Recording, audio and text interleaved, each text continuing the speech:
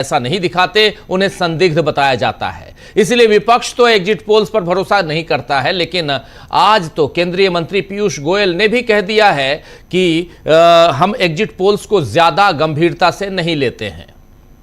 पीयूष गोयल कह रहे हैं कि हम एग्जिट पोल्स को ज्यादा गंभीरता से नहीं लेते हैं, हमें देश की जनता पर भरोसा है कि वो पश्चिम बंगाल और तमिलनाडु में बीजेपी की सरकार बनाएगी और इसके अलावा पुदुचेरी, असम और केरल में भी बीजेपी की ही जीत होगी।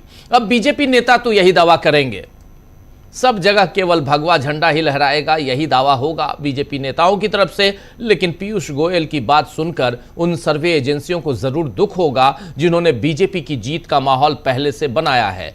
वैसे गोयल साहब शायद एग्जिट पोल्स को गंभीरता से न लें या न लेने की बात करें, और इसलिए शायद कर भी रहे हैं क्योंकि इस बार बंगाल में मतदान ने रिकॉर्ड तोड़ दिया है। 2 चरणों में हुए पश्चिम बंगाल विधानसभा चुनाव में कुल मतदान 92.47% दर्ज किया गया। पहले चरण में 93.13% और दूसरे फेज में 91.66%। ये कल की बात कर रहा हूं। यह आजादी के बाद का अब तक का सर्वाधिक मतदान है। इससे पहले 2011 में 84% रिकॉर्ड मतदान हुआ था। 2011 में 84% रिकॉर्ड मतदान हुआ था, तब ममता बनर्जी राज्य की सत्ता में पहली बार आई थी। लेकिन क्या इतिहास 15 साल बाद खुद को दोहराएगा या सत्ता को दोहराएगा, यह देखना दिलचस्प होगा, क्योंकि ज्यादा वोटिंग हुई थी। लेकिन यही 84% वोटिंग पिछली बार भी हुई थी, 2021 में भी, और 2021 में सत्ता को दोहराया था इतिहास ने। यानी सत्ता रिपीट हुई थी ममता बनर्जी की, तीसरी बार वो हैट्रिक पे थी, तीसरी बार वो ममता बनर्जी वहां की सीएम बनी पश्चिम बंगाल की। ममता बनर्जी ने तो हालांकि न केवल अपनी जीत का ऐलान कर दिया है बल्कि सीटें भी बता दी हैं। अब से थोड़ी देर पहले ममता बनर्जी ने एक वीडियो में कहा है कि मां, माटी और मानुष की सरकार एक बार फिर बनने जा रही है। मेरी पार्टी 226 सीटों का आंकड़ा पार करेगी। हमारे कार्यकर्ता स्ट्रांग रूम की दिन रात रखवाली करें। आप सबके प्रति मैं कृतज्ञ हूं, क्योंकि इतनी धूप में और इतने अत्याचार झेलकर आप लोगों ने जिस हिसाब से वोट दिया है उसके लिए मैं आपका आभार व्यक्त करती हूं। मैं अपने कर्मियों का भी आभार जताती हूं जिन्होंने तमाम अत्याचार को बर्दाश्त करके न सिर्फ सेंट्रल फोर्स बल्कि यहां के फोर्स का भी अत्याचार सहन करके अपने काम किया। मैं जब तक प्रेस कॉन्फ्रेंस ना कर लूं, काउंटिंग एरिया को छोड़कर कोई ना जाए। यह भी ध्यान रखना है कि ईवीएम की काउंटिंग के बाद उसका डाटा कंप्यूटर में सही लिखा जा रहा है कि नहीं। ऐसा भी हो सकता है कि टीएमसी के नंबर भाजपा में जोड़ दिए जाएं। यह बात यहां पर ममता बनर्जी कह रही हैं। ममता बनर्जी ने 9 मिनट का वीडियो जारी किया है, बांग्ला में है वो वीडियो, इसलिए यहां पर हम नहीं सुनवा रहे हैं। बहुत सारे साथी हमारे जो बंगाल से जुड़ते हैं या अलग अलग बंगाली जानने वाले अलग अलग प्रदेशों में, देशों में रहते हैं, वो समझ सकते हैं। उसका लिंक हम इसमें नीचे डाल देंगे। लेकिन ममता बनर्जी का ये 9 मिनट का जो वीडियो है काफी इंपॉर्टेंट है। तो टीएमसी को अब भी डर है कि बीजेपी अपनी जीत के लिए गड़बड़ करेगी ही। ममता बनर्जी के आज के इस संदेश के 2 हाइलाइट हैं। पहला हाइलाइट इसमें यह है कि 2026 में तृणमूल कांग्रेस 226 सीट का आंकड़ा पार करेगी। अभी आपने सबसे ऊपर सुन लिया था। 2026 यानी ये जो साल चल रहा है, 2026 में तृणमूल कांग्रेस 226 सीट का आंकड़ा पार करेगी। First highlight of Mamata Banerjee speech message. दूसरा जो है वो है कि मतदान के बाद आए हुए एग्जिट पोल्स गोदी मीडिया की उपज, यानी एग्जिट पोल्स को ममता बनर्जी ने भी नकारा है। वही यहां पर ममता बनर्जी ने तीसरी बात जो कही है वो एक इंपॉर्टेंट बात है, वो ये है कि जब तक मैं प्रेस कॉन्फ्रेंस ना कर लूं, आप वहां से यानी काउंटिंग रूम से नहीं निकलेंगे, नहीं हटेंगे। अपने कार्यकर्ताओं को कह रही हैं। ये 3 हाइलाइट्स हैं यहां पे ममता बनर्जी की। लेकिन दूसरी तरफ एग्जिट पोल की बात कर रहा हूं जिस पर भरोसा नहीं कर रही है ममता बनर्जी भी। वही कांग्रेस सांसद और देश के वरिष्ठतम वकीलों में से एक अभिषेक मनु सिंघवी, उनका मानना है कि एग्जिट पोल्स सही नहीं होते हैं। उन्होंने मजाक उड़ाते हुए लिखा है कि भारत में एग्जिट पोल अब व्हाट्सएप यूनिवर्सिटी के मौसम पूर्वानुमानों के तरह हो गए हैं। भविष्यवाणी, ये भविष्यवाणी कर रहे हैं कल, और ये भविष्यवाणी कहाँ होती है, ये अभिषेक मनु सिंह भी भविष्यवाणी नहीं कर रहे हैं, ये बता रहे हैं कि व्हाट्सएप यूनिवर्सिटी में भविष्यवाणी क्या होती है। भविष्यवाणी होती कल तूफान आएगा, और नतीजा क्या रहता है, हकीकत क्या है, तेज धूप निकलती है। हर चुनाव में सर्वेक्षणकर्ता आत्मविश्वास से सुनामी की भविष्यवाणी करते हैं और मतदाता मतदान के दिन चुपचाप उन्हें तैरने का सबक भेज देते हैं, ये कह रहे हैं अभिषेक मनु सिंघवी। कमोबेश हर चुनाव के बाद एग्जिट पोल्स को लेकर ऐसी ही दुविधा रहती है कि इन्हें गंभीरता से लिया जाए या फिर मजाक की तरह देखा जाए। इस बार सबसे ज्यादा पश्चिम बंगाल चुनाव को लेकर एग्जिट पोल्स चर्चा में हैं। दरअसल पिछले 2021 विधानसभा चुनाव में एग्जिट पोल्स ने बंगाल में भाजपा की मजबूत स्थिति का अनुमान लगाया था। अब की बार 200 पार के नारे लगाते थे नरेंद्र मोदी और अमित शाह। दीदी ओ दीदी, ये भी नारा था, और 2 मई दीदी गई, उस समय 2 मई को रिजल्ट आया था। ये 3 नारे थे, और उसमें चौथा जो उसमें और जो एक सबसे बड़ी चीज थी, उस समय नरेंद्र मोदी ने अपनी दाढ़ी जो है वो बढ़ा ली थी रविन्द्रनाथ टैगोर की तरह, और एग्जिट पोल बिल्कुल वैसे ही आए। एग्जिट पोल में वो अनुमान जैसा था, उसी अनुमान के हिसाब से मजबूत स्थिति भाजपा की दिखाई गई। लेकिन नतीजों में ममता बनर्जी की तृणमूल कांग्रेस ने भारी बहुमत से जीत दर्ज की थी। तो अब इस बार लोग डर डर के अपना आकलन बता रहे हैं। वैसे बुधवार को जारी ज्यादातर एग्जिट पोल सर्वे में बीजेपी की जीत का ही अनुमान लगाया गया है, डीबी लाइव को छोड़कर और एक आध और को छोड़कर। कुछ ही एग्जिट पोल्स ऐसे हैं जो टीएमसी को जिता रहे हैं। एक्सिस माई इंडिया नाम तो सुना होगा आप लोगों ने, इनके जो मालिक जो रो रहे थे, याद है ना, जो एक चैनल पे रो रहे थे। एक्सिस माई इंडिया ने तो अपना अनुमान दिखाया ही नहीं इस बार। कंपनी के प्रबंध निदेशक हैं प्रदीप गुप्ता, वही रो रहे थे। प्रदीप गुप्ता ने कहा है कि उनकी कंपनी यानी एक्सिस माई इंडिया पश्चिम बंगाल पर एग्जिट पोल के आंकड़े जारी नहीं करेगी, क्योंकि उसे पर्याप्त संख्या में प्रतिनिधि सैंपल नहीं मिल पाए हैं। गुप्ता जी ने कहा है कि देखिए, एक्सिस माई इंडिया का तरीका लोगों से आमने सामने बात करना है, और जब हमने पहले चरण के बाद बात करने की कोशिश की तो करीब 60-70% लोगों ने अपनी जुबान पर ताले लगा लिए थे। वे हाँ या नहीं कहने के लिए भी तैयार नहीं थे। प्रदीप गुप्ता जी कह रहे हैं कि इसे भय का माहौल से भी जोड़ा जा सकता है कि वहां पर कैसा भय का माहौल है कि लोग बोल भी नहीं रहे हैं। अब प्रदीप गुप्ता जी के इस बयान से न केवल एग्जिट पोल्स पर संदेह बढ़ रहा है, बल्कि चुनाव आयोग की भूमिका पर भी सवाल खड़े हो रहे हैं कि आखिर उसने पश्चिम बंगाल में ऐसी क्या तैयारी की है कि लोग डर के माहौल में जी रहे हैं, बोल भी नहीं पा रहे हैं। जब वोट डालना था तब भी डर था, और अब वोट डालने के बाद अपनी राय जाहिर करने का समय आया है तब भी डर है। ये डर चाहे टीएमसी का हो या बीजेपी का हो, इसे दूर करने की जिम्मेदारी चुनाव आयोग की है, और वो इसमें नाकाम दिख रहा है। और इन सब के बीच क्यों आखिर लगातार एग्जिट पोल की चर्चा हो रही है? आइए दोस्तों, आज चर्चा करेंगे कि 4 मई को यानी सोमवार को आखिर ऐसा क्या होने वाला है कि पश्चिम बंगाल के लोग डरे हुए हैं। क्या बीजेपी हार या जीत, दोनों हालात में, दोनों स्थिति में देश के लोगों के लिए डर का सबब बनती जा रही है? पश्चिम बंगाल में, जी हां, पश्चिम बंगाल में आखिर नतीजे से पहले बड़ा खेल कुछ होने वाला है क्या?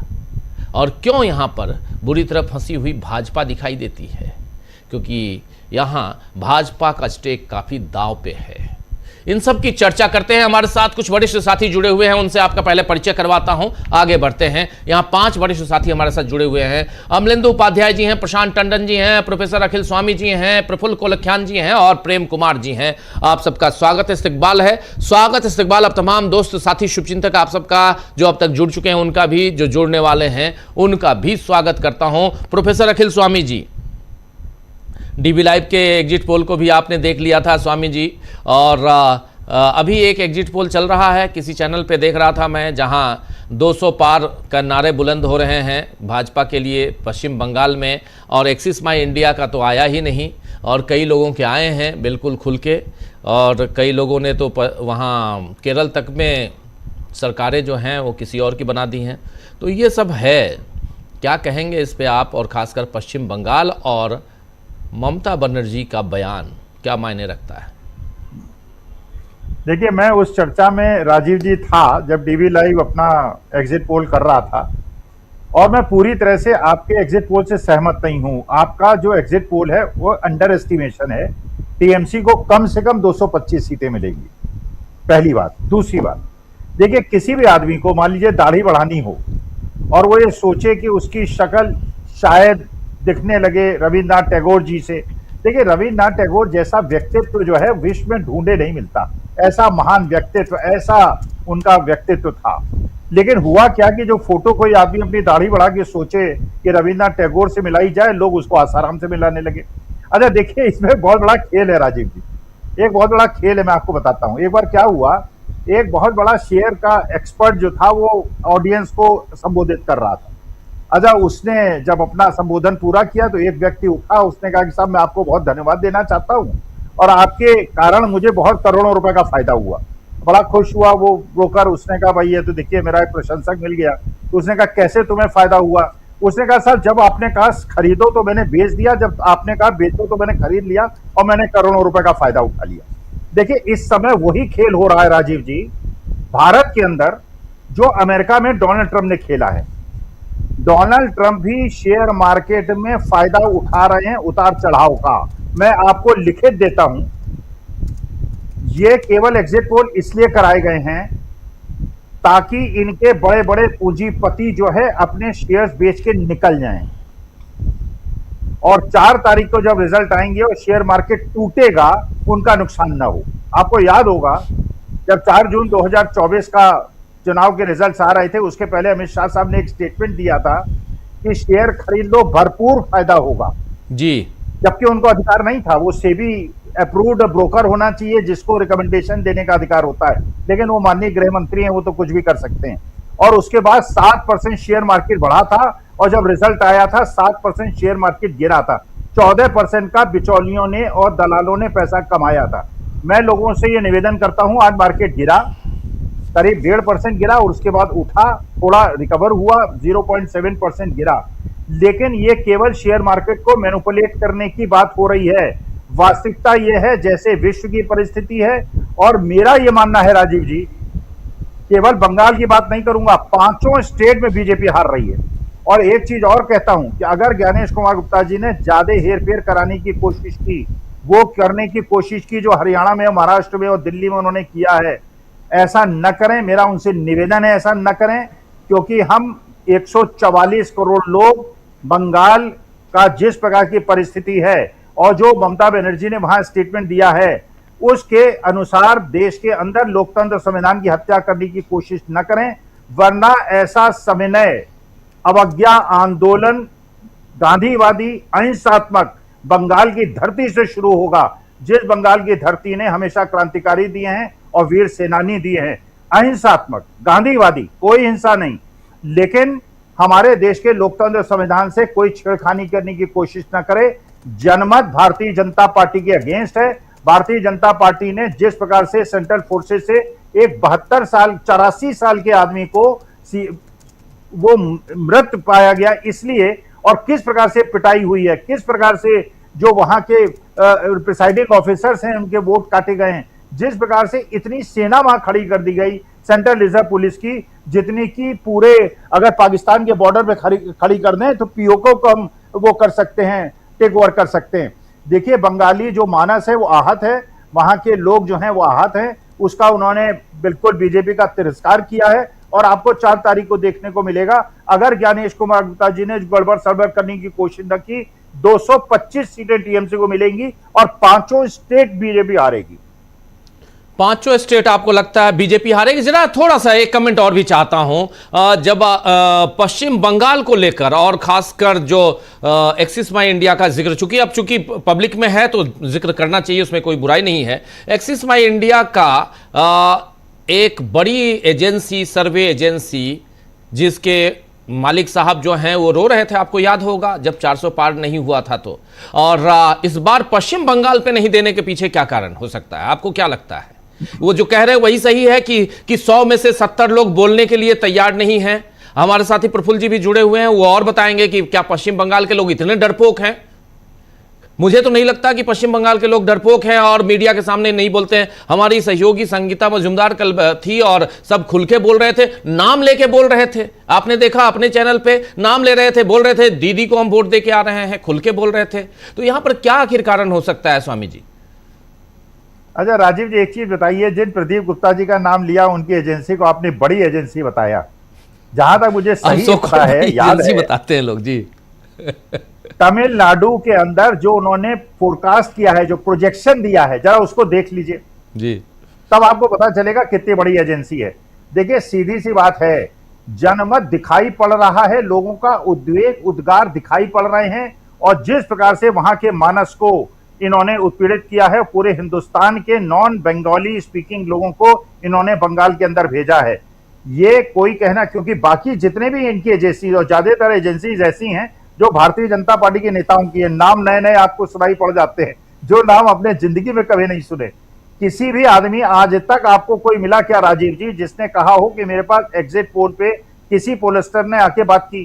कोई नहीं मिलेगा। ये सब फर्जीगिरी है, ये केवल हेरा फेरी करने का इनका एक तरीका इन्होंने ढूंढा हुआ है। लेकिन मुझे लगता है कि जिस प्रकार से बंगाल के अंदर वहां की जनता ने दिखा दिया है, वहां के वोटर्स ने दिखा दिया है, अगर ये दुस्साहस चुनाव आयोग ने किया तो ये ऐसे गांधीवादी तरीके से एक आंदोलन शुरू होगा जिसको हमारे देश के लिए एक शुभ संदेश होगा। क्योंकि जिस प्रकार से वर्ल्ड की परिस्थिति आज बन रही है, जैसे तेल के दाम $125 पर बैरल हो गए हैं, 95.40 का रुपया हो गया है, इतनी विपरीत प्रतिकूल परिस्थिति है राजीव जी। अगले 2 महीने अगर ये युद्ध नहीं रुका, हमारे देश के मध्यम और गरीब लोगों की हालत जीने योग्य नहीं रह जाएगी। तो मैं तो निवेदन करता हूं, कोई हेराफेरी न करे, क्योंकि हम चाहते हैं एकजुट भारतवर्ष रहे, 145 करोड़ मिलजुल के रहें, जिसको तोड़ने में भारतीय जनता पार्टी ने कोई कसर नहीं छोड़ी है। हिंदू मुसलमान को लड़ा के, बंगालियों के खिलाफ धड़ा फैला के इन्होंने वो सब कुछ किया है जो उनको नहीं करना चाहिए था। बिल्कुल आप सही कह रहे हैं, बिल्कुल सही कह रहे हैं। यहां पर एक अलग परिस्थिति, अलग हालात यहां पर निर्मित होते हुए, और पश्चिम बंगाल को लेकर आखिर क्यों इतनी चर्चा है?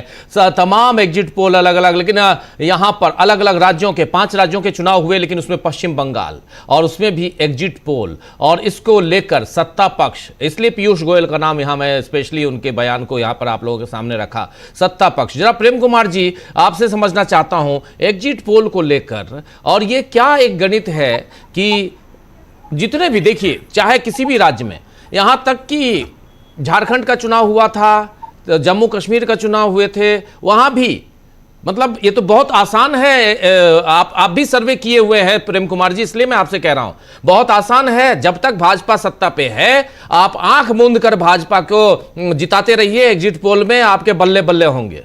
या तो जीत गए, नहीं जीते, 10 में से 7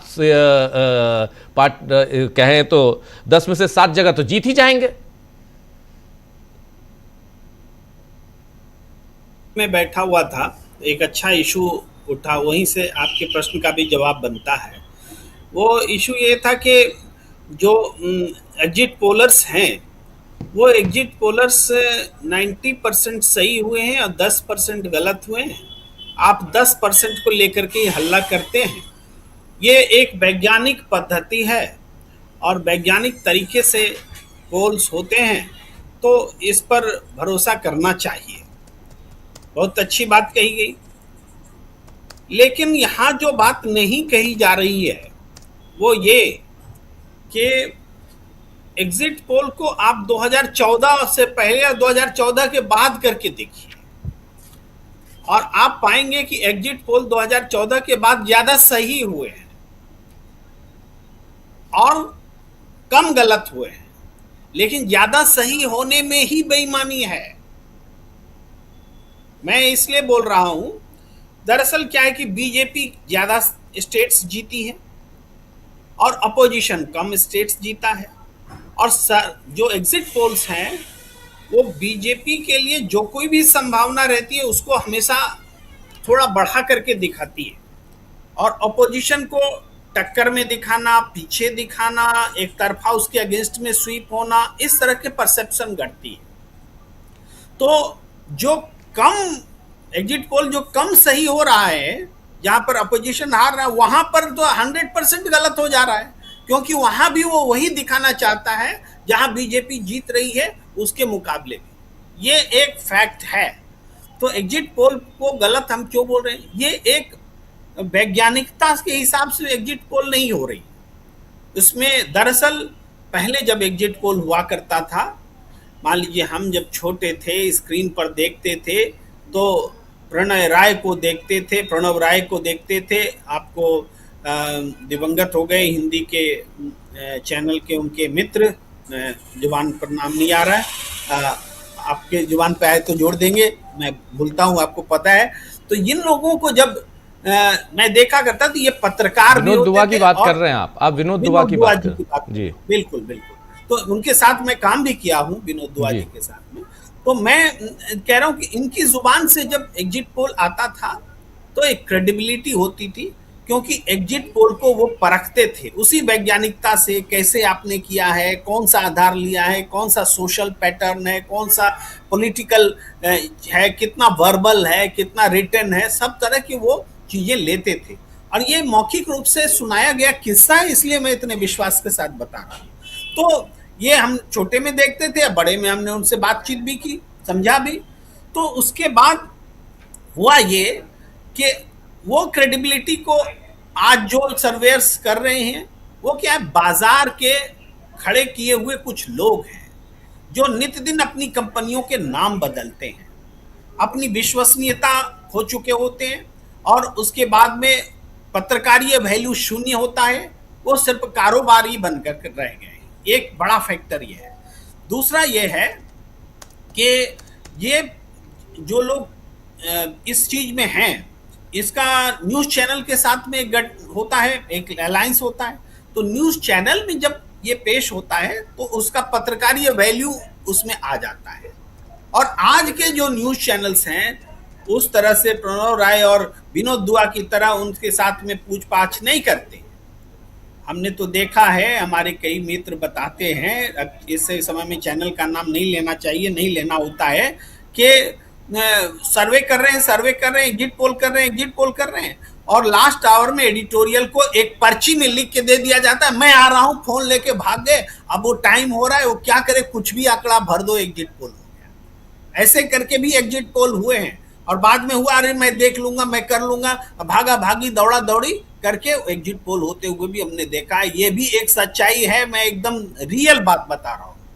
तो एग्जिट पोल की जो विश्वसनीयता है इसलिए खत्म हुई है कि अब एग्जिट पोल को दरअसल कोई गाइड करता है, उसके साथ इसका गठजोड़ हो चुका है, उसका शेयर बाजार में भी मुनाफा कमाने का उद्देश्य होता है, राजनीति के बाजार में भी उद्देश्य होता है, और एक सबसे बड़ा जो इसका मकसद होता है कि वातावरण ऐसा बना के रखो ताकि अगर विपक्ष सत्ता में है तो वहां के अधिकारियों को धमकाया जा सके, बेटा कल से तो हमारे अधीन में आओगे, तुम अभी से बात मानना शुरू कर दो। ये उसका मकसद होता है। अगर अपनी सरकार है तब तो एक घुड़की में काम हो जाता है। तो आप देखेंगे एक पैटर्न, आप जरूर इस रिजल्ट के बाद देखिएगा, हम लोग चर्चा भी कर रहे थे कि जहां पर बीजेपी है सत्ता में वहां तो बहुत आसानी से उनकी सत्ता जाती नहीं है, जाना भी नहीं, चूंकि उनका बना हुआ है। तो उनको एग्जिट पोल वाले उनको बढ़ चढ़कर बताते हैं, वो जानते हैं वो हारने वाला नहीं, उनके पास पूरा सिस्टम है। और जहां अपोजिशन होता है वहां पर बढ़ चढ़ करके इसलिए बताते हैं कि माहौल बनाओ और इसको भगाओ।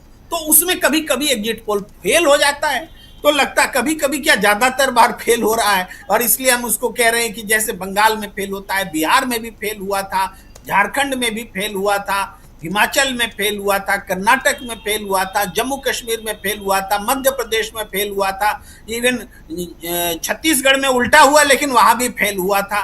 तो फेल तो राजस्थान में भी उम्मीद के हिसाब से उसके रिजल्ट नहीं आए थे, ये पूरे देश में, महाराष्ट्र में हम अलग किस्म से फेल होते हुए हमने देखा था, लोकसभा चुनाव में फेल हुआ, लोकसभा चुनाव में पूरे देश में फेल हुआ। भाई बंगाल की बात करें तो बंगाल में तो इसी पैटर्न पर पिछले चुनाव में एग्जिट पोल दिखाए गए थे। मैं तो याद करता हूं कि उस समय ऐसे ही एग्जिट पोल में मैं टीवी चैनल पर बैठता था और मैं जब कहता था कि नहीं दीदी गई, ये बात गलत है, दीदी पक्का आ रही है, तो मेरी बात हम अकेले पड़ जाते थे और हमें कहा जाता था कि आप सब लोग एक तरफ बोल रहे हैं एग्जिट पोल और आपको एग्जिट पोल और उसके साइंस में भरोसा ही नहीं है, आप तो बायस्ड हैं। लेकिन बायस्ड कौन निकले? वो पूरा कुनबा, वो गैंग निकला जो कि एग्जिट पोलर्स का गैंग है, जो सत्ता के साथ उसकी तालमेल है और वो पश्चिम बंगाल में दीदी को भगा रहे थे। इसी पैटर्न पर इस बार भी वो रिपीट कर रहे हैं। अब थोड़ी देर के लिए मान ले कि ये एग्जिट पोल सही होते हैं, तो क्या इसका मतलब होगा कि एग्जिट पोल वैज्ञानिक हो गया है? नहीं। अगर ये एग्जिट पोल तभी सही होंगे जब ये पूरा सिस्टम जो हैक करने की कोशिश हुई है, SIR से लेकर के केंद्रीय पुलिस बल के डिप्लॉयमेंट से लेकर के और पूरी तरीके से अधिकारियों पर कब्जा, सिस्टम पर कब्जा और इस तरह से चुनाव को प्रभावित करने की कोशिश, 27 लाख वोटर्स को वोट से हटा देना और ये सारी घटनाएं जो घटी हैं, ये चुनाव को हैक करने की कोशिश कही जाएगी। ये एग्जिट पोल का सही होना भी नहीं कहा जाएगा अगर वो सही हो भी जाते हैं, क्योंकि ये एक गैंग की तरह काम कर रहा है कि कैसे अपोजिशन से हम सीटें राज्य छीने। ये संघीय व्यवस्था के खिलाफ ये गैंग काम कर रहा है। ये देश में लोकतंत्र खतरे में है, इसलिए इस समय जो जनता की भावना है उसको पकड़ने की जरूरत है। आप जो एक पॉइंट उठा रहे थे, एक्सिस वाले जो ये कह रहे हैं कि लोग बता नहीं रहे हैं कि किसको वोट दिया, ये बात सच है, नहीं बता रहे हैं, लेकिन किसको नहीं बता रहे हैं? वो जब देखता है गोदी मीडिया का माइक है, यो जब देखता है कि गोदी मीडिया का सर्वेयर है, तो उसको वो नहीं बताता है। वहां बोलता है कांटे का टक्कर है, कोई नहीं जानता है, हमें नहीं पता है, कोई भी जीत सकता है। वो मुंह नहीं खोलता है और जानता है कि कौन गोदी मीडिया है, कौन सच्चा मीडिया है। तो वो क्यों इस लफड़े में पड़े, क्यों पुलिस प्रशासन की नजर में आए, क्यों किसी राजनीतिक दल की नजर में आए, तो वो चुप है। तो एक्सिस माई इंडिया वाले भी जो बोल रहे हैं ना, इसलिए बोल रहे हैं कि उसका माइक पहचानता है, उसके लोगों को लोग पहचानते हैं कि ये वही है जो रोया था, इसीलिए रोया था क्योंकि सत्ता के साथ खड़ा था और आज इस बार फिर आएगा, फिर गोंडोगोल करेगा। बंगाल में गोंडोगोल करना बोलते हैं, तो ये गोंडोगोल इनको करने नहीं दिया जाएगा, तो हम इसको बताएंगे ही नहीं। तो ये भी सच है, ये पूरे एग्जिट पोल का जो सच है वो हम बता रहे हैं। इस एग्जिट पोल को विश्वास करने का कोई प्रश्न ही नहीं उठता। जी बिल्कुल आप सही कह रहे हैं। इस एग्जिट पोल की बात कर रहे हैं हम। जरा प्रशांत टंडन जी के पास आते हैं जल्दी से। प्रशांत जी, एग्जिट पोल को आपने बहुत नज़दीक से कंडक्ट करवाया है अलग अलग चैनलों में रह के, और अभी मैं उसके मेथोडोलॉजी पे इन सब पे नहीं जा रहा हूं, लेकिन ओवरऑल इसके पीछे सियासत आज की तारीख में उस पर बात ज़रूरी है। और लगातार अब कल से, और जैसे प्रोफेसर अखिल स्वामी जी ने जैसे बताया कि ये पूरा का पूरा खेल जो है शेयर बाजार का है, और इसको खुले तौर पर इन्होंने कह भी दिया था, अमित शाह ने कह दिया था। आप भी याद कीजिए 4 तारीख को काउंटिंग होनी थी, लेकिन उससे पहले जैसे ही मतदान खत्म हुए, पूरे फेजेस के 7 फेज में मतदान होना था, उसके बाद लोकसभा चुनाव की बात, उसके बाद ओपनली बिल्कुल कह के कि शेयर बाजार में पैसा लगा लो, बहुत कमाओगे। जब आप ये कहेंगे और वो भी देश का गृह मंत्री कह रहा है, तो ये साफ समझ में आता है आप इस खेल को आगे बढ़ाने की कोशिश कर रहे हैं। और डोनाल्ड ट्रंप भी यही काम कर रहे हैं, कभी हाँ कभी ना कर रहे हैं। वहां पर भी ईरान में जब वो कहते हैं कि हाँ मैं हमला करूंगा, शेयर मार्केट डाउन। जब कहते हैं अब cease fire, share market up. Hormuz खोल दिया जी, कल खोल रहा हूं, शेयर मार्केट अप। हॉर्मुज बंद कर दिया, शेयर मार्केट डाउन। ये जो लोग शेयर बाजार को समझते हैं वो बहुत अच्छी तरह से जानते हैं कि कैसे यहां शॉर्ट टर्म में कमाया जाता है, कैसे इंट्राडे में कमाया जाता है। ये सारी चीजें लोग जानते हैं अच्छी तरह से, यहां लॉन्ग टर्म की तो बात ही नहीं हो रही है। लेकिन सवाल ये उठता है प्रशांत जी कि क्या यहां पर हमारे देश में भी वही खेल चल रहा है? पहली बात। दूसरी बात, यहां प्रेम कुमार जी कह रहे हैं कि 2014 के बाद बहुत सारे एग्जिट पोल सही हुए। मैं इत्तेफाक नहीं रखता हूं, लेकिन फिर भी चूंकि इन्होंने कहा है, और बहुत सारे सही कैसे हो रहे हैं भाई? जब सैया भोए कोतवाल अब डर काहे का वाली हालत है, जब ये है कि आप कुछ भी कर लो, आएगा तो मोदी ही। जब ये नैरेटिव सेट करने की कोशिश करोगे तो मैं वही कह रहा हूं कि किसी को एग्जिट पोल करने की जरूरत नहीं है। आप सीधा सीधा बीजेपी को जिताते रहिए और वहां पर पूरी मशीनरी जिताने में लगी हुई है, चाहे वो ईवीएम के थ्रू हो, चाहे इलेक्शन कमीशन में सारा आ जाता है उसके थ्रू हो, चाहे पैरामिलिट्री फोर्सेज के थ्रू हो, चाहे आप वहां लोकल फोर्सेज के थ्रू हो, चाहे और कई सारी धांधलियां करके हो। 17C की बात करें, 17A की बात करें, 17B की बात करें, सबको किनारे रख दीजिए। ये सारी चीजें, इसलिए जरा इस सियासत को जरा समझने समझाने की जरूरत है। जरा प्रशांत जी बहुत नजदीक से इसको, चूंकि आप अलग अलग जगहों पे, अलग अलग मंचों पे इसको लेकर बहुत सारा काम करते हैं, इसलिए आपसे बेहतर और कौन बताएगा। चल क्या रहा है बताइए। मैं तो अपना निजी अनुभव बताता हूँ राजीव जी। एग्जिट पोल या न्यूज रूम में बहुत सारी चीजें, आप भी एक बड़ा न्यूज रूम चलाते हैं और आप भी सर्वेस करते हैं। एग्जिट पोल, अब मैं हमारी आपकी तो बात भी होती है फोन पे, लेकिन आपने तो मुझे नहीं बताया एग्जिट पोल की फिगर्स क्या हैं। मैं टीवी के स्क्रीन पे देखी आके जी। एग्जिट पोल जब होता है किसी चैनल में, आइडियली हमारे समय में, तो उसकी जो सीक्रेसी है वो बजट पेपर्स जैसी होती है। कोई इंफॉर्मेशन बाहर नहीं जाती है। छोटी सी एक टीम काम करती है, वो बहुत ही कॉन्फिडेंट टीम होती है, ग्राफिक्स बनते हैं, कुछ ही उसी दिन कुछ घंटे पहले वो फिगर्स दी जाती हैं। उस पर बहुत काम होता है, जो बहुत से लोग इन्वॉल्व होते हैं। तो उसमें शुरुआत में डेटा में बीजेपी, कांग्रेस, डीएमके वगैरह भी, तृणमूल कांग्रेस नहीं लिखा जाता, ABCD लिखी जाती है।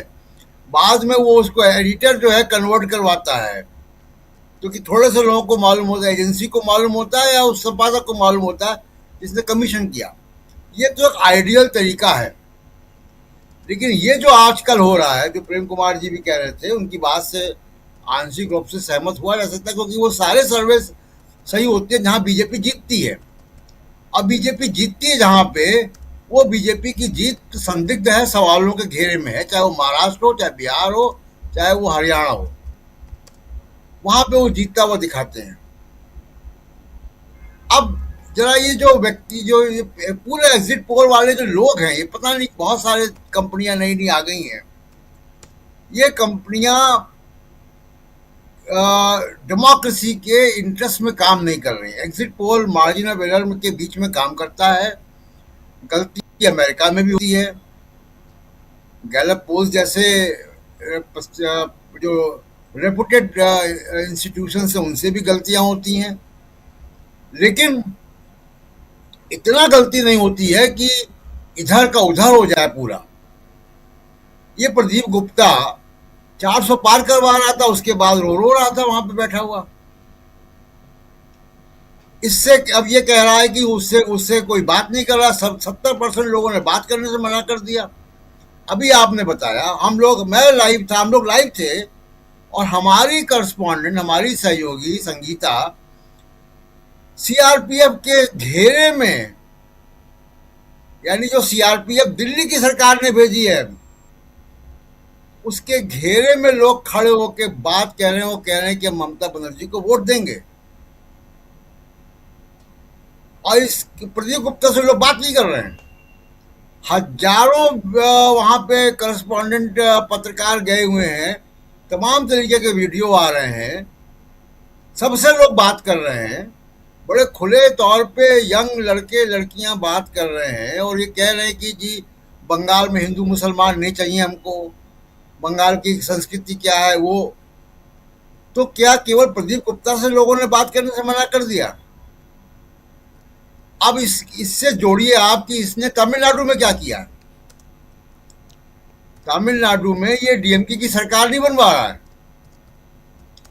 तमिलनाडु में ये विजय की सरकार बना रहा है। निश्चय हम भी मानते हैं, आपके भी सर्वे में है कि विजय को अच्छी सीटें मिलेंगी, उनकी जो पार्टी है टीवीके को अच्छी सीटें मिलेंगी, और वो उभरती हुई पार्टी है, उसका भविष्य जो है वो दिखाई दे रहा है, और वो तमिलनाडु की पॉलिटिक्स में एक नया प्लेयर जन्म ले रहा है।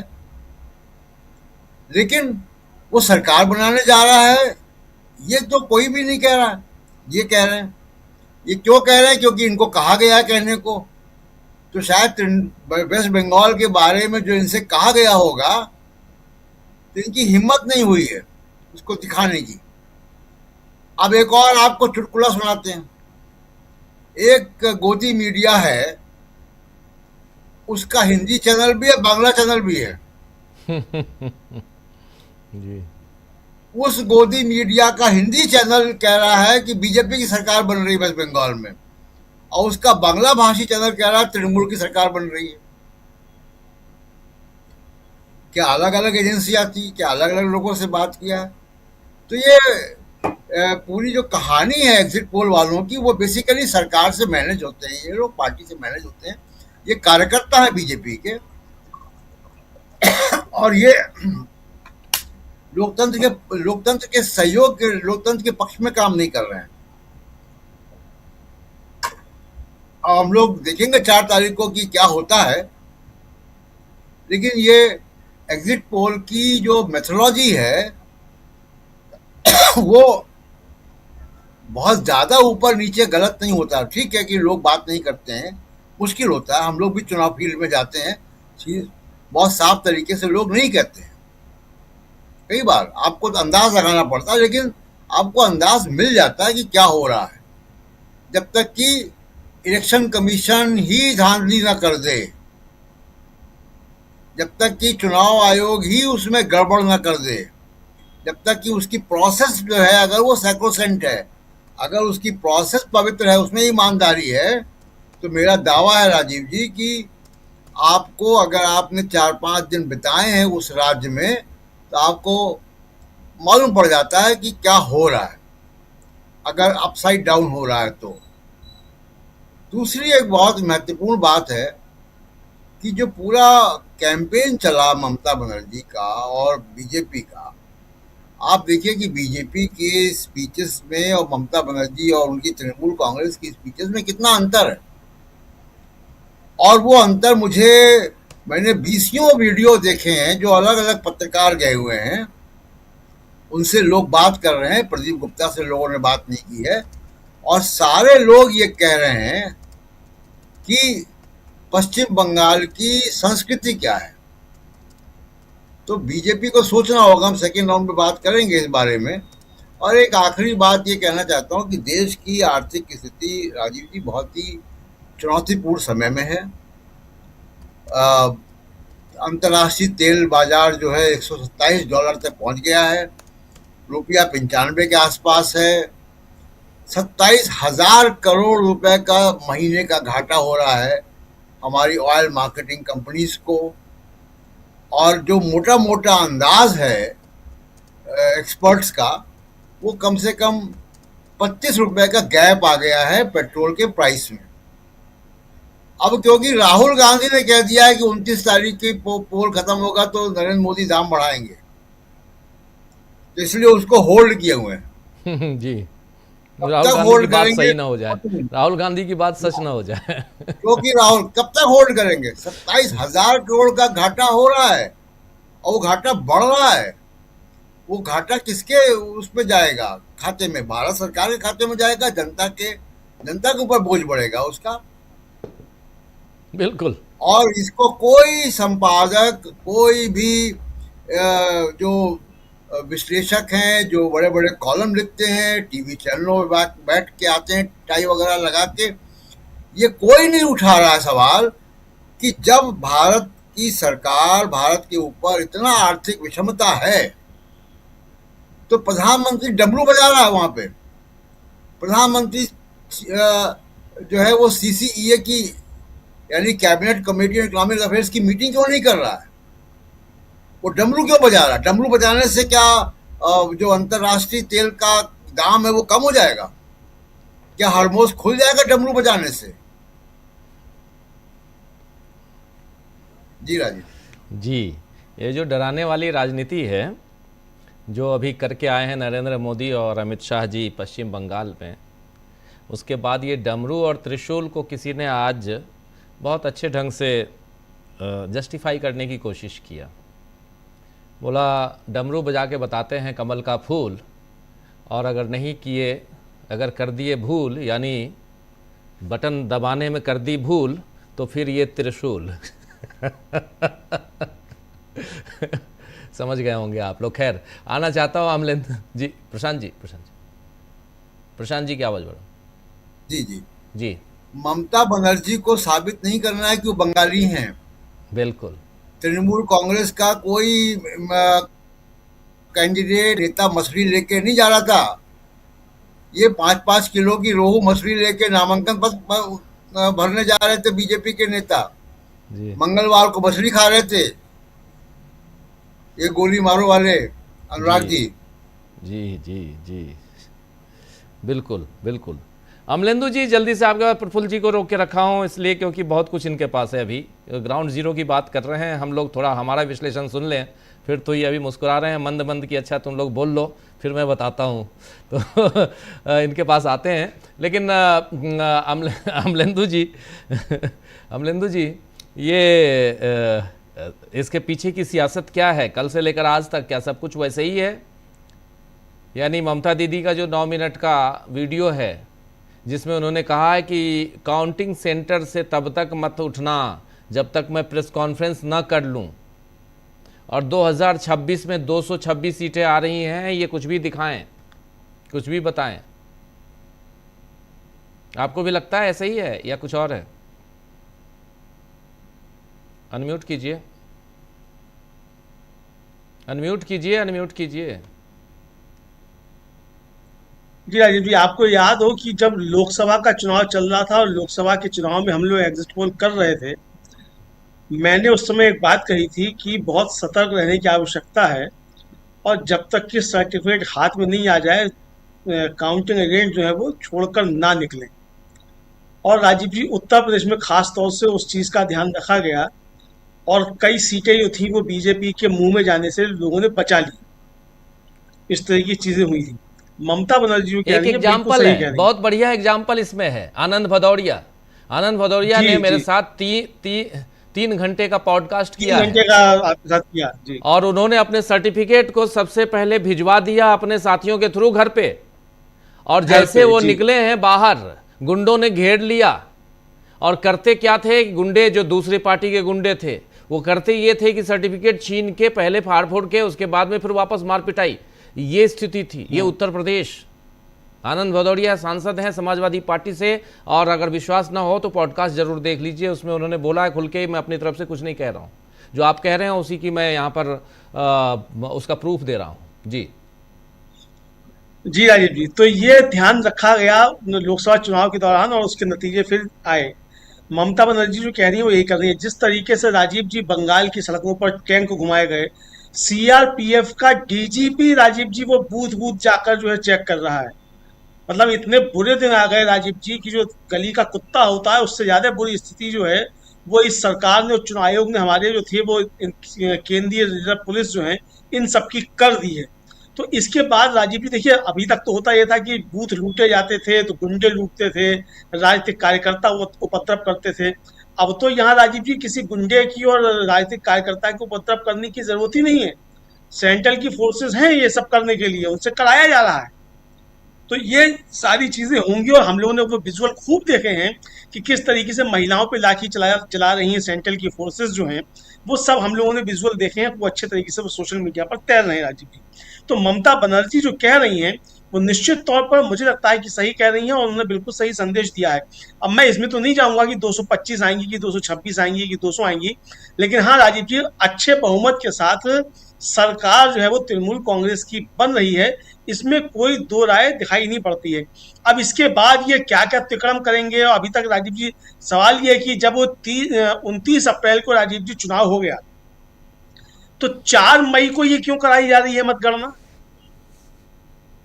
आखिर बीच में ये 5 दिन क्यों लिए जा रहे हैं? किस काम के लिए लिए जा रहे हैं 5 दिन? क्या कभी इस तरीके से हुआ है कि बीच में 5 दिन लिए जाए?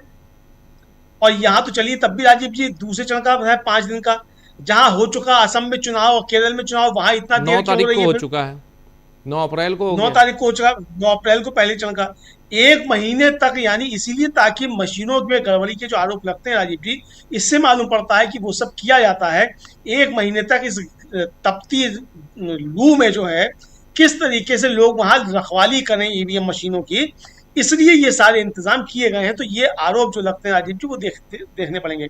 लेकिन इसके बावजूद राजीव जी ये कहना पड़ेगा कि अगर 4 मई को अमित शाह जी तो होंगे नहीं कोलकाता में, वो तो कह चुके हैं कि मैं नहीं आऊंगा कोलकाता 4 मई को, लेकिन अभिषेक बनर्जी कोलकाता में होंगे, ममता बनर्जी कोलकाता में होंगी। मुझे लगता है राजीव जी, जैसा मैंने बिहार के चुनाव से पहले भी कहा था, कि इंडिया गठबंधन के और विपक्ष के तमाम नेताओं को, जितने भी बड़े नेता हैं, उन सबको बंगाल में डेरा डालना चाहिए।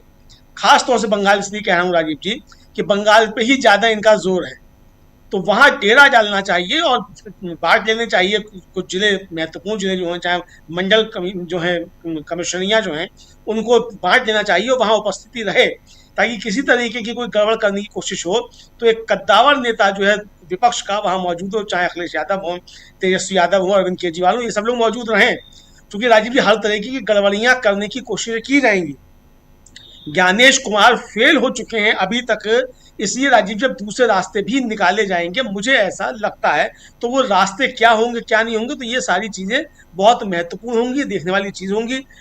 तृणमूल कांग्रेस के कार्यकर्ताओं को भी निश्चित तौर पर डटे रहना पड़ेगा, ये जानते हुए कि अत्याचार होगा। सेंट्रल की फोर्सेस ने जिस तरह से किया है, ममता बनर्जी ने खुद राजीव जी प्रेस कॉन्फ्रेंस करके 29 अप्रैल की सुबह कहा कि रात भर उनके कार्यकर्ताओं को पीटा गया।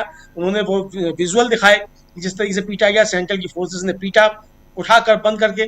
तो ये सारी चीजें अभी फिर भी होंगी, तो इस पिटाई विटाई से नहीं डरना है, बूथ पे अपना डटे रहे, मतलब काउंटिंग में डटे रहे, और जब तक कि कैंडिडेट को सर्टिफिकेट मिल जाए, वो कैंडिडेट सर्टिफिकेट लेकर निकल ना जाए। काउंटिंग एजेंट्स जो हैं वो सबसे आखिर में निकले, कैंडिडेट को पहले निकाले, ये करना पड़ेगा राजीव जी। जी बिल्कुल बिल्कुल। जरा प्रफुल्ल जी आपके पास आता हूँ जल्दी से, फिर स्वामी जी आपका एक कमेंट ज़रूरी है, थोड़ा सा रुकिएगा। और प्रफुल्ल जी क्या आप लोग इतने डरपोक हैं कि आप बोल नहीं पाते हैं? आप लोग आखिर डरते क्यों हैं भाई?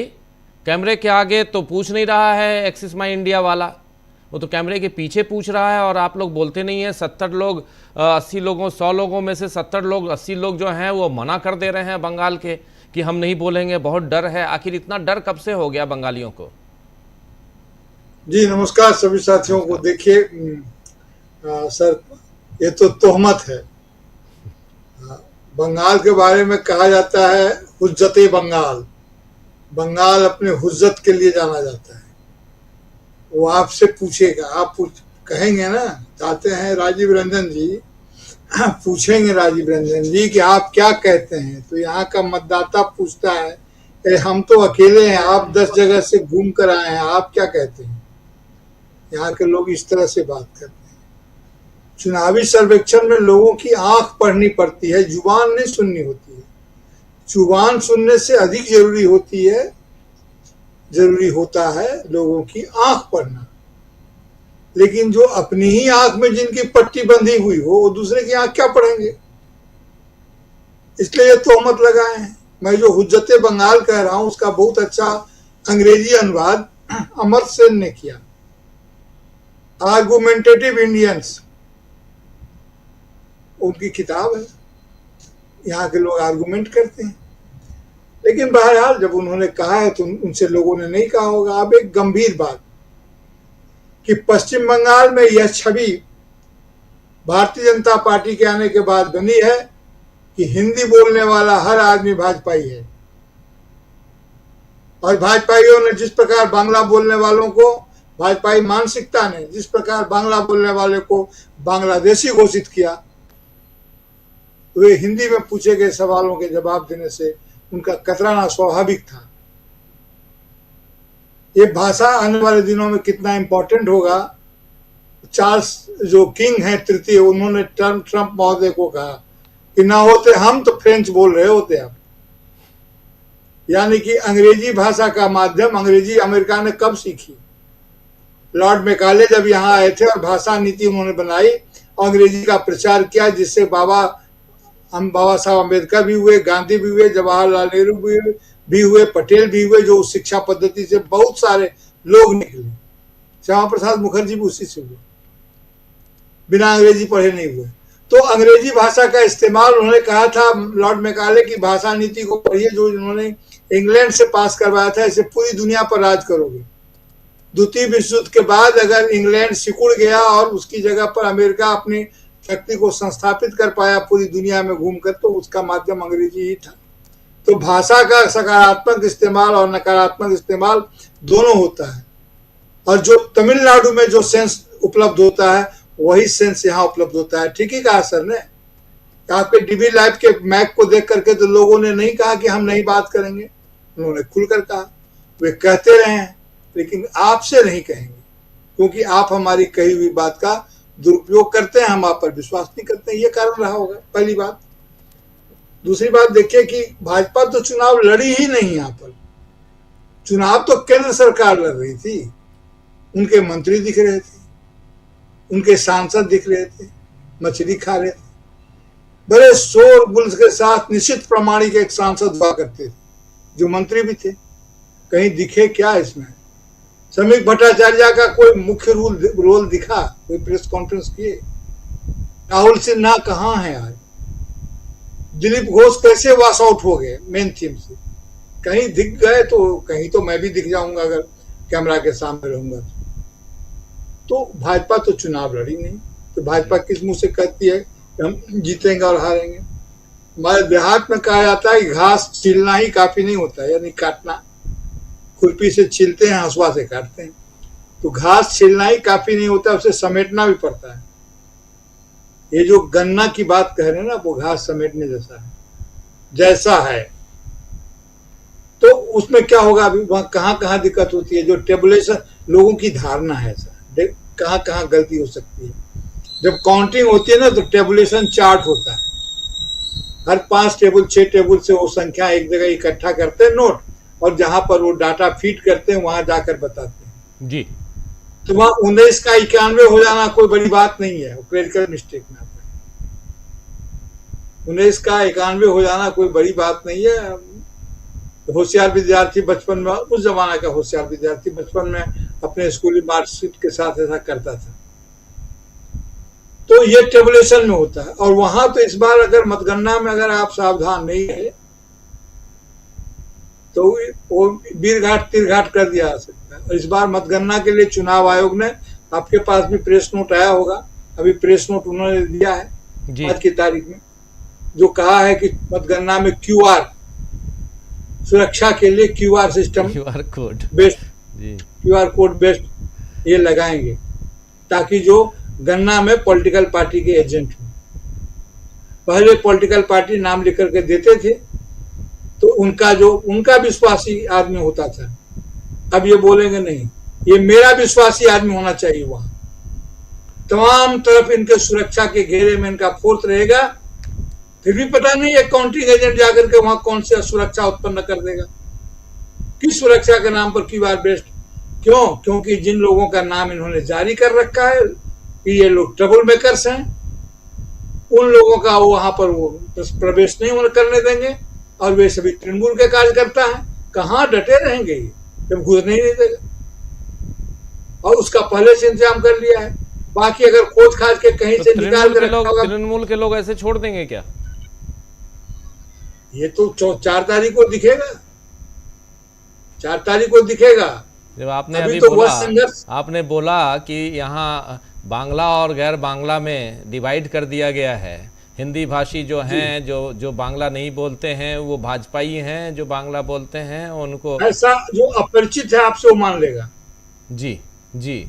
जैसे तो आपने बांग्ला बोलने वाले को वहां के हिंदी भाषियों ने बांग्लादेशी मान लिया, उसका मिरर इफेक्ट ये है। बहुत राजनीति, मतलब आपके घर में घुस के आपके घर में घुस के आप ही को बाहर। जी। तो प्रशांत जी कुछ जोड़ रहे हैं, प्रशांत जी मेरा एक सवाल है प्रफुल्ल जी से कि काउंटिंग के दिन दोपहर के बाद टीवी चैनलों में, गोदी मीडिया के चैनलों में बंगाल से किसका फोटो लगेगा? शुभेंदु अधिकारी का कि दिलीप घोष का कि श्रमिक भट्टाचार्य का? नितिन नवीन का लगेगा। पर्ची पर, जिसका पर्ची पर नाम रहेगा, हुजूर के यहाँ से जो पर्ची आएगी नौबत नहीं आएगी। इसकी नौबत नहीं नौबत आएगी। नहीं आएगी, वो बात तो सही है, लेकिन मैं अपनी बात कंप्लीट करूं तो ये कोई दिखे नहीं सर। और जो आप करें गन्ना के दिन क्या होगा, दीदी ने यूं ही थोड़े कहा है कि हम गन्ना के दिन हम खुद रहेंगे। वो एक जगह थोड़े गन्ना हो रही है कि दीदी वहां रहेंगी, कई जगह गन्ना होते हैं, प्रत्येक डिस्ट्रिक्ट हेडक्वार्टर में गन्ना होता है। और ये जो कह रहे हैं कि 294 सीट पर हम खड़े हुए हैं, मुख्यमंत्री बनने के लिए आएंगे ना, तो मैं ये कह रहा हूं आपसे कि देखिए बहुत समय तो नहीं है गन्ना, इसलिए जब इलेक्शन अलग अलग डेट्स में हो सकते हैं तो चुनाव का रिजल्ट क्यों नहीं अलग अलग डेट में हो सकता है कि एक ही दिन होगा? ये तो नहीं होना चाहिए। तो प्रभावित नहीं हो तो लास्ट चुनाव हो चुका है, प्रभावित नहीं होगा। 29 को हुआ, आप 30 तारीख से रिजल्ट देना शुरू कीजिए विभिन्न राज्यों के। हर का एक ही दिन में करेंगे क्यों, कोई जरूरी है? कोई संवैधानिक विरोध है ऐसा? तो बाकी जगहों का जिनका चुनाव पहले हुआ था उनका चुनाव पहले कीजिए। इसको बोलते हैं अंग्रेजी में लोग बोलते हैं LIFO, last in first out. इस तरह की व्यवस्था करें तो पश्चिम बंगाल का चुनाव पहले निकालेंगे, आप देख लीजिएगा। तो मैं ये कह रहा हूं कि ये जो सिस्टम सब ये कर रहे हैं उसमें ये जो सर्वे करते हैं +5 -5% लेकर के चलते हैं। डिफरेंस कितना हुआ? 10%। भैया जहां 0.5% पर रिजल्ट डिक्लेयर हो जा रहा है वहां आप 10% का मार्जिन लेकर के ये एग्जिट पोल करते हैं, और एक्चुअल में वो 15% 20% ठेक जाता है, अगर बहुत एक्यूरेट हुआ तो भी आपके साइंटिफिक अप्रोच से। तो ये जो तोहमत लगा दिया इन्होंने पश्चिम बंगाल के लोगों पर, पिछली बार आंख से इतने आंसू गिरे कि उन्होंने पट्टी ही बांध ली। अब दूसरों की आंख क्या पढ़ेंगे, और इस तरह की बात करते हैं कि यहाँ के लोग मुंह नहीं खोलते हैं। अरे यहाँ के लोग तो मुंह खोलने के लिए ही बदनाम है, तो क्या कीजिएगा, कहने दीजिए। लेकिन हाँ, सर पूछ रहे थे किसकी पर्ची निकलेगी, तो ये बड़ा कठिन सवाल है। लेकिन तृणमूल कांग्रेस की सरकार बनने जा रही है, इसमें कहीं कोई डाउट नहीं है। इसका अगर कोई वैकल्पिक रास्ता अगर गैर वाजिब तरीके से निकाला जाएगा, अभी मतगणना बाकी है, तो पश्चिम बंगाल में इसकी बहुत ही विरूप प्रतिक्रिया होगी। और जो सीन देखा ना, उस शुभेंदु अधिकारी जो दौड़ रहे थे, नेता विपक्ष हिंदू हिंदू चिल्ला रहे थे, और बांग्ला में जब इसका बता रहे थे कि दोनों चैनल में अलग अलग दिखा रहे हैं, बांग्ला में जब पूरा देखिएगा ना, उनका जो वीडियो है आपके पास तो होगा, पूरा वीडियो जब देखिएगा तो देखिएगा कि क्या उनके मुख मुद्रा में इतने सारे भरतनाट्यम की मुद्राएं आती है कि हिंदू हिंदू से आगे बढ़ करके जाते हैं लोग। और जिस जय बांग्ला का नारा लगा रहे थे, वो अंतिम बात अभी ये कहूं कि वो जय बांग्ला का नारा शेख मुजीबुर रहमान ने काजी नजरुल इस्लाम की कविता की पंक्ति है, जैसे इनकलाब जिंदाबाद हजरत मोहानी की कविता की पंक्ति है, उनके काव्य की पंक्ति है, जिसे भगत सिंह ने अमर कर दिया। उसी प्रकार काजी नजरुल इस्लाम की वो कविता है जय बांग्ला, इसको मुजीबुर रहमान ने अमर कर दिया था, क्योंकि वह मुसलमान होते हुए भी मुसलमान पाकिस्तान में सहज नहीं रहे थे। और जब पश्चिम बंगाल के हिंदुओं के मुंह से जय बांग्ला निकलता है तो कहीं उसमें वह ध्वनि नहीं हो कि उत्तर भारत के हिंदुओं के साथ पश्चिम बंगाल के हिंदू या बंगाल के हिंदू रहने में अपने को असहज पाने लगे हैं। तो इस प्रकार की स्थितियां उत्पन्न कर दी है। बहरहाल इंतजार हमें भी लेकर 4 तारीख का। सर देखते हैं जमीनी हकीकत क्या है। इतिहास में जाएंगे लेकिन ज़मीनी हकीकत समझें पहले। मैं बार बार ये कहता हूँ कि इतिहास सब लोग अपने हिसाब से पढ़ लेते हैं, संदर्भों में कई बार रेफरेंस आता है, लेकिन आज की तारीख में एक जो मूल यहाँ जो दिक्कत जो है वो सबसे बड़ी ये कि कितनी सियासत हो रही है सड़क पे और क्या कुछ अभी चल रहा है। खैर आगे बढ़ते जल्दी से प्रोफेसर अखिल स्वामी जी आपके पास आना चाहता हूँ। क्या आपको लगता है स्वामी जी कि चुनाव आयोग जो अब QR कोड की तरफ चला गया है, चुनाव से पहले ये QR और वो भी काउंटिंग के दिन प्रवेश पत्र आपका जो ID बनेगा वो उसमें वो QR रहेगा। आज स्पेशली चुनाव आयोग ने उसके लिए प्रेस रिलीज किया है, जारी किया है और प्रेस विज्ञप्ति, और उसके ज़रिए बताया गया है। इसके पीछे रणनीति क्या हो सकती है आखिर? इतना ही नहीं, जो एक डर यहाँ प्रफुल्ल जी को है कि QR के ज़रिए वो उन लोगों को रोक सकते हैं जिनको वो जाने नहीं देना चाहते हैं। क्या आपको लगता है कि पश्चिम बंगाल में इस टाइप के कार्यकर्ता हैं विपक्ष के, चाहे वो ममता बनर्जी के कार्यकर्ता मुख्य रूप से जो सत्ता पर काबिज हैं, और सत्ता पर काबिज मुख्यमंत्री, सत्ता पर काबिज पार्टी इतनी लाचार हो जाएगी कि उसके कार्यकर्ता अंदर नहीं जा पाए। सत्ता पर काबिज मुख्यमंत्री अभी 9 मिनट का जो उन्होंने अपना जो वीडियो जारी किया है, जिसके बारे में अभी बता रहे थे प्रफुल्ल जी कि उसको सुनिएगा, सो सुना पूरा, और उसमें साफ साफ उन्होंने कह दिया है कि जब तक वहां से मैं फाइनल ना कहूं तब तक निकलना नहीं। तो तैयारी तो इधर से भी पूरी होगी। हिंसा की जितनी भी खबरें आ रही थी, अभी एक वीडियो देख रहा था, दिखा नहीं सकता, एक बच्चे को मार दिया सीआरपीएफ के जवान ने, डंडा चला दिया, एक बुजुर्ग के ऊपर डंडा चला दिया। बीजेपी का कार्यकर्ता तृणमूल के कार्यकर्ते को दौड़ा दौड़ा के पीट रहा है, और सीआरपीएफ के जवान और लोकल पुलिस वहां की, खासकर सीआरपीएफ की है, वो चुपचाप मुखदर्शक वहां खड़ी है। किस लिए फिर सीआरपीएफ? अभी तो तस्वीर दिखा रहे थे हम, वो उन्हीं के वो हैं, उनकी गाड़ियां हैं वो। तो ये जो तस्वीरें हैं, ये क्या आने वाले समय में, और वो भी 4 तारीख को, एक ये तस्वीर देखिए, क्या एक हिंसा की ओर, हिंसक वातावरण निर्मित करने की ओर जा रहा है वहाँ का प्रशासन।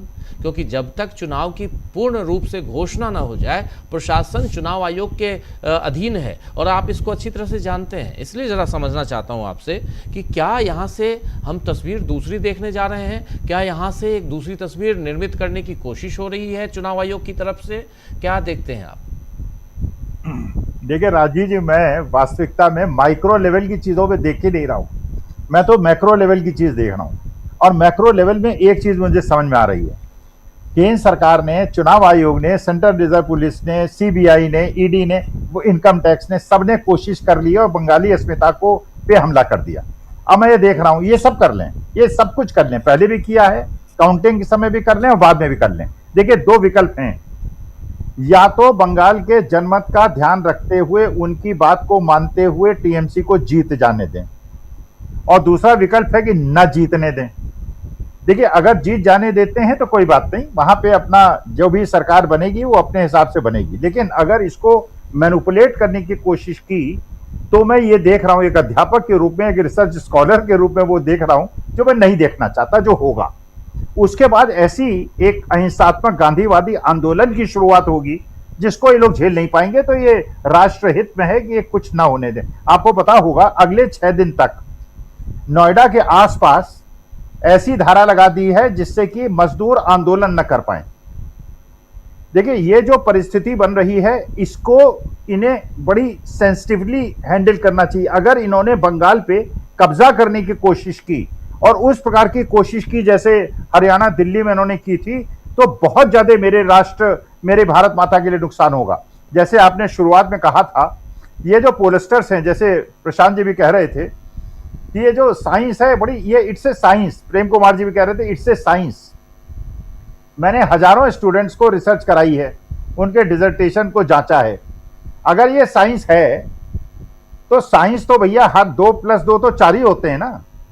एक पोलिस्टर बता रहा है टीवीके जीतेगा, एक पोलिस्टर बता रहा है बीजेपी जीतेगी, एक बता रहा है डीएमके जीतेगा, एक बता रहा है ईडीएमके भी जीतेगा। ये कैसी साइंस है? जैसे मैं उदाहरण लेता हूं, आपने कार्यक्रम आप देखते हैं, वीडियो, बहुत सारे ज्योतिषी आते हैं। अच्छा 10 ज्योतिषी बैठ जाते हैं और एक कहता है कि साहब मोदी जी प्राइम मिनिस्टर बनेंगे, एक कहते हैं राहुल गांधी बनेंगे, एक कहते हैं अखिलेश यादव बनेंगे, एक बताते हैं तेजस्वी यादव बनेंगे। तो भैया अगर ज्योतिषी जो है एक साइंस है, तो अलग अलग कैलकुलेशन कैसे है भाई? साइंस है तो एक ही चीज होनी चाहिए। जैसे एक बड़े प्रतिष्ठित यूट्यूब चैनल जो है वो एक ज्योतिषी साहब को बुलाते हैं, मैं उनको बड़ी बारीकी से उनका अध्ययन करता हूं। राजीव जी, जब अमेरिका में प्रेसिडेंशियल इलेक्शन हो रहा था, वो बता रहे थे कि कमला हैरिस जीत रही हैं, जीत गए डोनाल्ड ट्रंप। 2024 के इलेक्शन में उन्होंने बताया था मोदी जी हार रहे हैं, जीत गए। बिहार के इलेक्शन में बता रहे थे कि बीजेपी की सरकार नहीं बनेगी, बन गई। जब बाद में पूछा गया ये कैसे हो गया, कहने लगे बेईमानी हो गई। अरे भैया अगर बेईमानी हो गई तो ग्रहों की चाल से बताओ ना भाई। हम लोग ये कह सकते हैं बेईमानी हो गई, लेकिन ज्योतिषी थोड़ी कह सकता है बेईमानी हो गई, पोलिस्टर थोड़ी कह सकता है। ये एग्जिट पोल हैं, ये एग्जिट पोल हैं। हरियाणा के अंदर जितने भी एग्जिट पोल करने वाले थे, सबने कहा था कांग्रेस की सरकार बन रही है। भाई एग्जिट पोल का मतलब तो हुआ कि जो वोट देके निकल रहा है उसका वोटिंग ले रहे हो ना। अच्छा, एक चीज जो प्रफुल्ल जी ने कही बिल्कुल सहमत हूं। एक लास्ट बात कहता हूं राजीव जी, जी जी जी बिल्कुल, ये बिल्कुल सही बात है। जितने भी मैंने फील्ड सर्वे देखे हैं आपके यहाँ के भी, इसीलिए आपके कार्यकर्ता से लोग बात कर रहे थे क्योंकि वो बंगाली लड़की थी, उसकी भाषा बंगाली थी, भाषा से लग रहा था वो बंगाली लड़की है। बिल्कुल। और मैंने देखा जितने लोग फील्ड सर्वे में जा रहे थे वो पहले सब महिलाएं कह रही थी हमें हिंदी जाने ना, हमें हिंदी जाने ना। कारण यह है जो तमिलनाडु के अंदर होता है ना, पता है उनको हिंदी आती है, बस हिंदी नहीं बोलेंगे क्योंकि उन्हें लगता है ये हिंदी वाले जो हैं हम पे आक्रमण कर रहे हैं, अपनी भाषा को थोप रहे हैं। और जबकि 90% महिलाएं ऐसी होती थी जो कहती थी कि मुझे बंगाली हिंदी नहीं आती है, वो हिंदी जानती थी। इसी से सर्वे से पता चल सकता है कौन जीत रहा है कौन हार रहा है। ये बिल्कुल पक्की बात है कि ये मैं प्रार्थना करता हूं गृह मंत्री महोदय से और प्रधानमंत्री महोदय से और ज्ञानेश कुमार गुप्ता से, कृपा करके मैनिपुलेशन कहीं कर लेना, बंगाल में मत करना, वरना इस देश के अंदर जो नहीं चाहता कोई भी वो होगा, एक गांधीवादी आंदोलन होगा, कलकत्ता से उसकी शुरुआत होगी। और बंगाल के लोग जो हैं हमेशा आंदोलन में, क्रांति में सबने साथ दिया है, तो देश में शांति बनी रहे, प्यार मोहब्बत बनी रहे, इस प्रकार की बेईमानी करने का कोई प्रयास न करे। जी जी जी बिल्कुल, बहुत शुक्रिया स्वामी जी। और ये बिल्कुल आप सही कह रहे हैं, पश्चिम बंगाल है, वहाँ की सियासत अलग है और वहाँ जो कुछ हुआ है, जो हो रहा है, और चुनाव दर चुनाव हमने देखा है। कुछ चीज़ें आप लोगों के सामने, एक आंकड़ा बहुत दिलचस्प आंकड़ा है, आप लोगों के सामने रखना चाहता हूँ। आंकड़े के हिसाब से अभी 33 लाख वोट एक्स्ट्रा पड़े हैं इस बार, 33 लाख वोट, 93% जो है। प्रेम कुमार जी आपके पास आना चाहता हूँ, 33 लाख वोट एक्स्ट्रा पिछली दफ़ा से इस बार, ये 33 लाख वोट किधर गए हैं, एक तो ये सवाल पैदा होता है। बहुत इम्पोर्टेंट सवाल है ये। और इसको अगर, चूंकि आंकड़ों को आप बहुत नज़दीक से देखते हैं, ज़रा इसको समझाइए कि क्या लगता है आपको कि ये खुलेआम वन साइडेड चले गए होंगे? अगर वन साइडेड गए होंगे बीजेपी की तरफ, तब तो बल्ले बल्ले हैं, उनके 294 में 250 सीटें आ रही हैं, ये मान लिया जाए। जी देखिए, इस बात पर आने से के साथ साथ ये SIR से जुड़ा हुआ भी मसला है। हाँ, थोड़ा सा उसका भी जिक्र होना चाहिए कि पहले 90 लाख लोग हटाए गए, फिर वो थोड़ा सा एडजुडिकेशन वर्ड है, बोलने में प्रोनाउंसिएशन मेरे से गलत हो जाता है, उसमें कुछ आए। उसके बाद में फाइनली जो है 27 लाख ट्रिब्यूनल में है। तो जो ट्रिब्यूनल में है मामला, वो दस्तावेज के साथ है, वे चेक करिए और बताइए हमको। उसमें सिर्फ 139 का फैसला हुआ है। अब ये देखिए, मैंने पूरा आंकड़ा ले रखा है, अभी आपके साथ बैठने से पहले इसका वर्कआउट कर रहा था, लेकिन उसका जिक्र ही नहीं हुआ, तो लेकिन आपने मौका दे दिया मुझे। तो देखिए, 2026 के लोकसभा चुनाव में रजिस्टर्ड इलेक्टर्स थे 6,82,51,008, ये थे रजिस्टर्ड 2026 के इलेक्शन, लोकसभा नहीं, अभी वाले इलेक्शन में 6,82,00,000 करके वोट जो पोल हुआ 6,34,00,000 हुआ। और 2024 के लोकसभा चुनाव में 7,60,00,000 थे, यानी करीब 18 और 60 78 लाख का फर्क आया, कम गया लोकसभा के मुकाबले। और वोट पोल जो हुआ था 6,04,00,000, तो 6,34,00,000 और 6,04,00,000 यानी 30 लाख वोट बढ़ गए लोकसभा चुनाव के मुकाबले।